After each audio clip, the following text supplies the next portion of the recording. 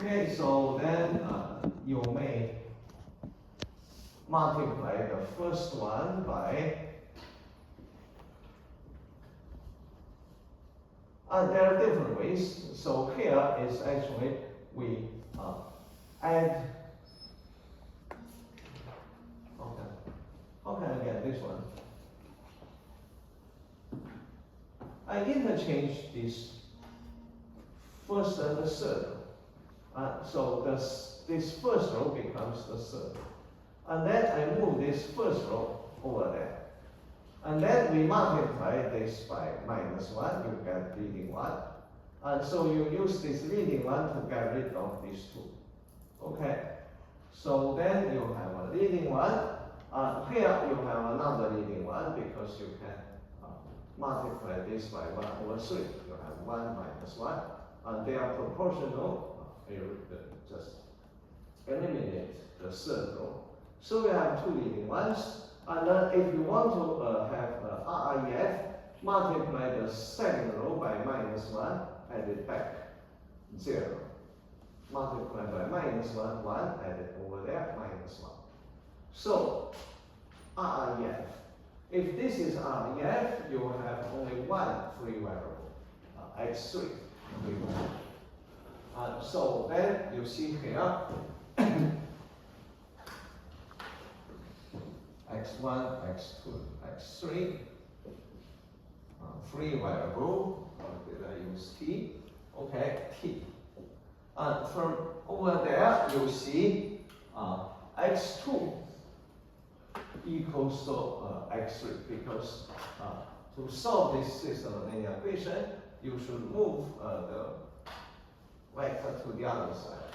Okay, so this -1 to the other side, and then x,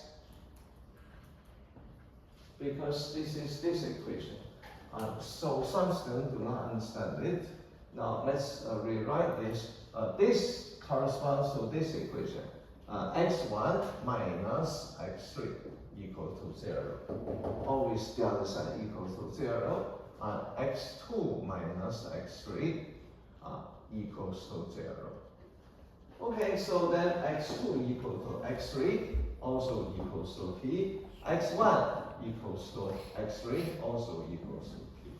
Okay, so then this is the general solution. Okay, so we may take t equals to 1 to get one vector as the basis vector of the eigenspace. Okay, so now we know we have eigenvector, which is a basis vector of the eigenspace. So for lambda 2 equals to 0, you should replace this lambda by 0. So the matrix becomes -8. So you have this -8. So this is very easy to find its echelon form, because they're all proportional.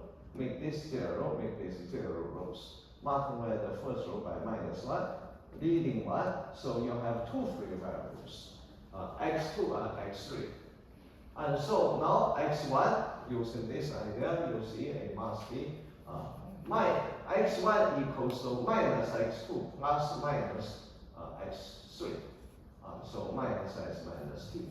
Split it into the sum of two vectors. So these two vectors can form a basis for the second eigenspace. Okay, so we have answered this question C. So for this one, we have found one vector as the basis for its eigenspace. Here, two linearly independent vectors, they form a basis for the second eigenspace. Okay, so this is what we have already got. Lambda 1 is 3, is algebraic multiplicity, so is 1. Here, the algebraic multiplicity is 2. Why? Because we have the Okay, characteristic polynomial. Algebraic multiplicity is this exponent. This is 1. So then for lambda equals to 3, the algebraic multiplicity is 1. For lambda 2 equals to 0, the algebraic multiplicity is 2. Now, geometric multiplicity, that is the dimension of the eigenspace. So a dimension is the number of basis vector. For the first one basis vector, geometric multiplicity is 1. Here, geometric multiplicity is the number of vectors in the basis of eigenspace, so that is 2. Okay, so now we can use this information to determine this matrix A is diagonalizable. Why? Because we know for the first eigenvalue, algebraic multiplicity equals to geometric multiplicity, both equal to 1. And so for the second eigenvalue, geometric multiplicity and algebraic multiplicity are both equal to 2. Okay, so then 1 plus 2 equals to 3, which is the degree of the polynomial. So then this matrix A is diagonalizable. Okay, so you may not use algebraic multiplicity. You only need to say the geometric multiplicity, the sum 1 plus 2 equals to 3. That is good enough to say it is diagonalizable. So alternatively, you can also say, okay, so we have eigen vector for the first eigenspace, 2 independent eigenvector for the second eigenspace. So we put these 3 vectors together, we still have linear independent set of vectors. So they must form a basis for the Euclidean 3 space. So the basis consists of eigenvectors. Then the matrix A is diagonalizable. Okay, so the next part, we need to find an invertible matrix P so that AP equals to PD. Here I should mention invertible. So because this is equivalent to say we have P inverse times A times B equals to B. Okay, so this is what we have. So then how can we find this B? How can we find this P? Okay, so the information are already here. You just put these 3 vectors together to form a matrix. This matrix must be invertible because these 3 vectors are linearly independent. Okay, so then the matrix B is the eigenvalues on the diagonal. 3, 0, 0, or since the diagonal matrix, other entries must be 0. So you see here we have this corresponding order. This 3 is in the first column. Corresponding first column is corresponding eigenvalue. Here 0, 0 in these 2. So then you have these 2 here. It doesn't matter if you change the order, you have another matrix. But that also works. Okay, but you should not say A equals to this matrix because you change the columns. But it works for this one or for this one. Okay, so we are done now. Okay, the next part. We have the original matrix A. We have diagonalized this matrix A by using this invertible matrix P to satisfy this. So D is the diagonal matrix with mean diagonal eigenvalues. So now the next part. Now let's compute the power of A. So we did it in the example yesterday. but now S raised to power 122, our cross code. Okay, so now you should try to find P inverse, otherwise you cannot do this job. For the diagonalization, you may just say, we know it is invertible. It's enough. But now, in order to do the computation, you need to find the inverse of it. And so, this is a recommended method, to use this elementary operation. This is matrix P augmented by identity matrix, rho reduced to identity matrix in this position, and the rest, this is a P inverse. Okay, if you have P inverse, now you have APD, now you have P inverse. So then, from here you have P inverse A times P equals to D. In other words, we know AP equals to PD, right? This is the same. And so since P is invertible, you can solve for A. A equals to PD multiplied by P inverse. Okay, so then the power of it,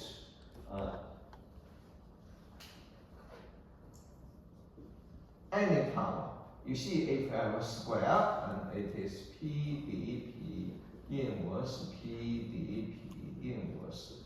This product is identity matrix, so then it is PD squared. And so repeat this process. You see, if you have 122 as the exponent, you should take the diagonal matrix D to 120 power. So that is, you just take the diagonal entries to the power. And then you multiply this with this. You say, the multiplication, and at the end, you get this matrix. So this is how you raise to a matrix to verify power. But one condition is the matrix is diagonalized. If it cannot be diagonalizable, like in some examples we had last time, yesterday, so you cannot have it. Okay, so the next question is also about eigenvalue and eigenvectors. So this is the reconstruction from the eigenvectors. So we know we have a linear operator on R3.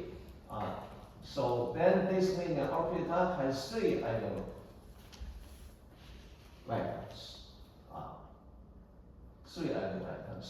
They correspond to the three distinct eigenvalues.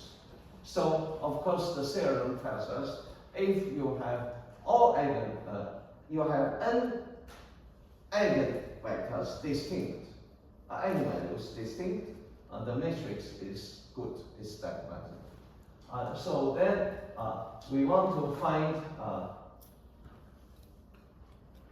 the characteristic polynomial of A, because we know these three are eigenvectors of the matrix A, which is the standard matrix of this linear operator. These correspond to three distinct eigenvalues. How can we find the characteristic polynomial of A? Yes. Okay, so this is very simple because you know the three eigenvalues. So then lambda minus the first one. The first one is 1 times lambda minus the second one, lambda minus the third one. And so then it becomes just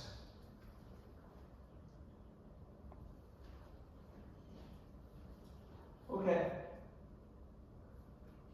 Lambda times lambda minus 1 times lambda plus 1. And this is the characteristic polynomial. So here we have distinct rules. If the question is given this way, we have eigen values with multiplicity. Yeah, or we say we have eigenvalues whose eigenspace has dimension 2 or 3 and so on. Then find the characteristic polynomial. Then you should just reach to that power. Okay, so that you have the corresponding characteristic polynomial. Okay, so then the next question, find the matrix A. How can we find the matrix A here? The information are here. So, of course, this is diagonalization because we know you have 3 distinct eigenvalues. It is diagonalizable. If it is diagonalizable, you can put these eigenvectors together to have the matrix P there. Matrix P there. And then we have matrix D. We have 3 vectors. You can put them in order, the same order. First, second, third. First, second, third. First, second, third. And then you try to use this formula. What is A? A equals to PD P inverse. Okay, A equals to PD P inverse. That means you still need to find P inverse. Okay, so here I omit the details. Okay, try to find P inverse. And then do this multiplication. You retrieve the matrix A. So you are given some information about A related to diagonalizability questions. And then finally you get the back. Okay, so the next part is actually find the linear operator. But it is matrix multiplication by the matrix A. Once you have matrix A, the linear operator is just the matrix multiplication by A. So again, we did that in verbal questions. I leave it here. Okay, so now the next question. This is actually the question in chapter 2. We did not. Did we ask this question on the midterm? Yes or no? I can't remember. On the midterm, did we have, Jack, did we have this question? No. It was a multiple choice question. I was similar to this. Yeah, but just different data. Okay, something like, okay. So then it is very simple. You read it by yourself. I posted it written for you. Okay, so now, proof type question. So this is the one I put on the review guide. So A and B are square matrices, the same size. Satisfy this equation. This is 0 matrix. Now suppose 2 is not an eigenvalue of A. Okay, using this assumption, we want to prove A is not invertible if only if B is not invertible. Or in other words, A is invertible if only if B is invertible. Okay, so now 2 is not the eigenvalue of A. So that means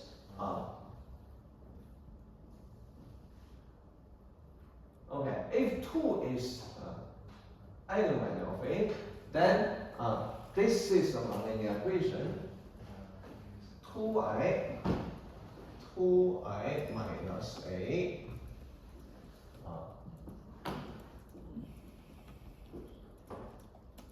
if it is eigenvalue of A, this should have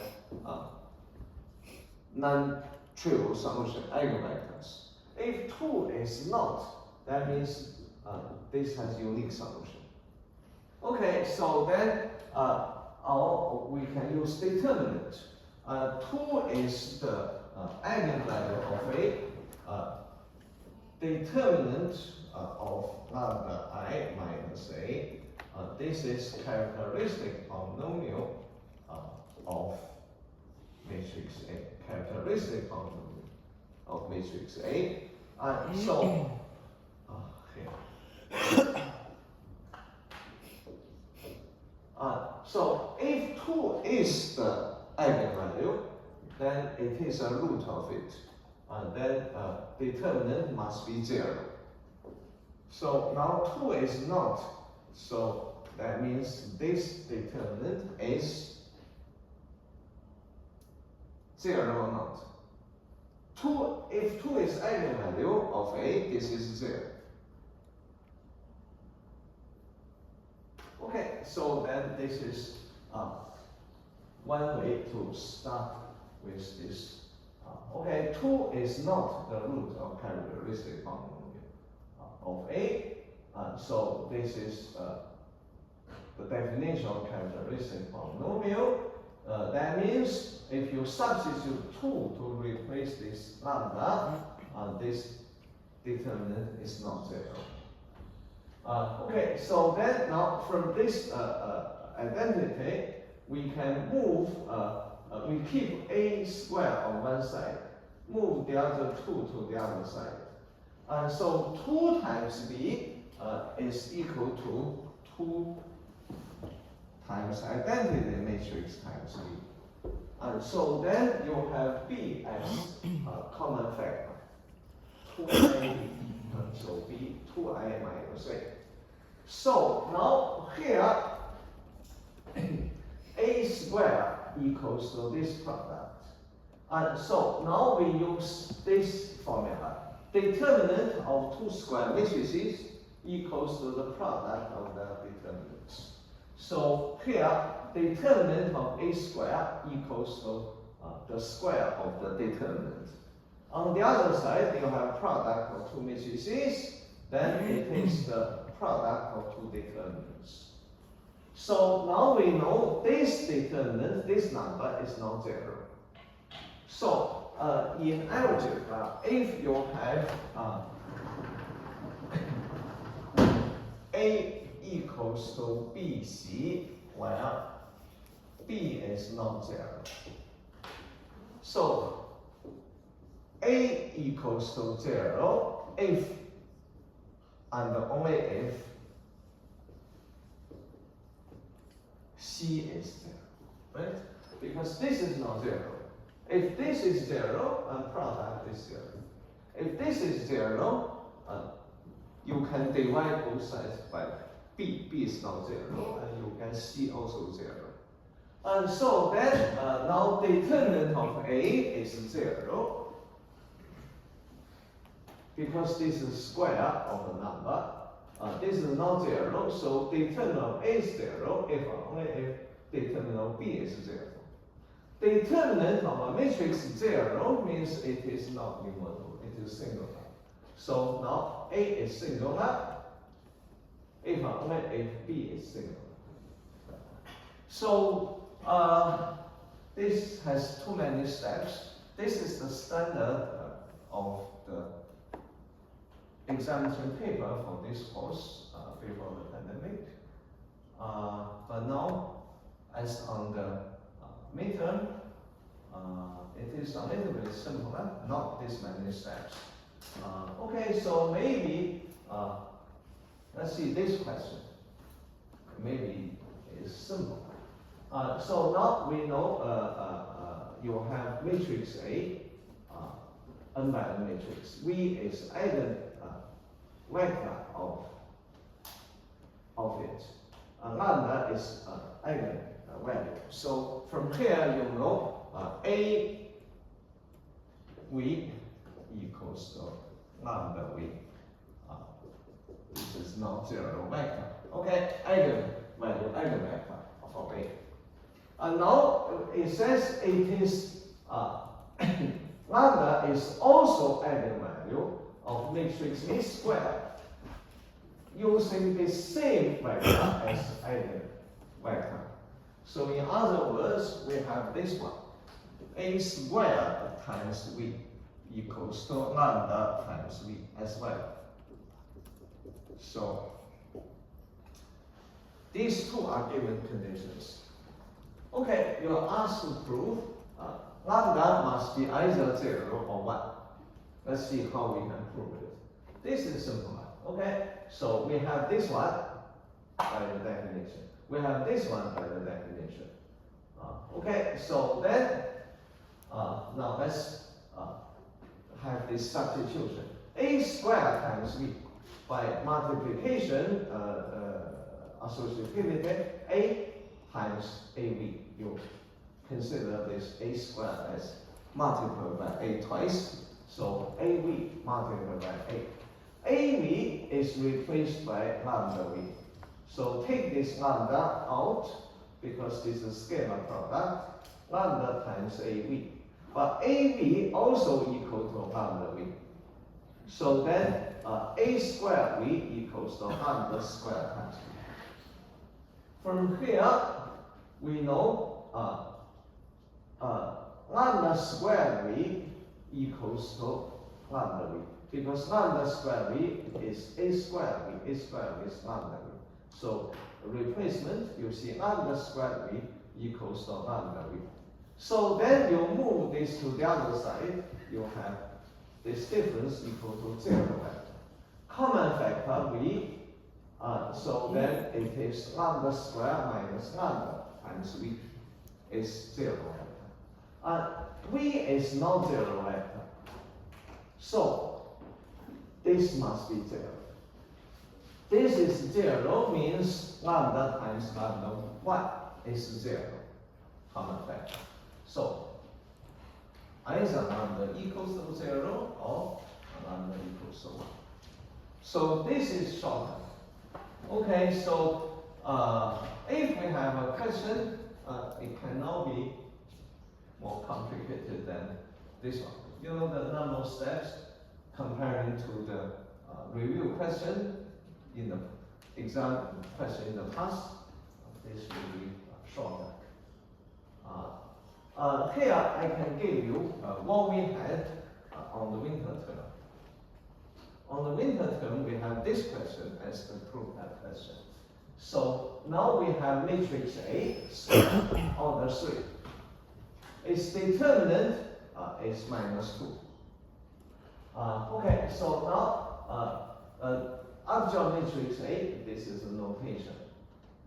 Okay, you are asked to prove the determinant of adjoint matrix of A equals to 4. Okay, so you should recall this. We have already seen this into this review several times. So A inverse is this formula.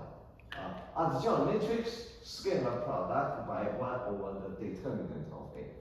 And so in our information here, determinant of A is minus 2. Okay, then now let's see the adjoint matrix must be, you multiply both sides by minus 2.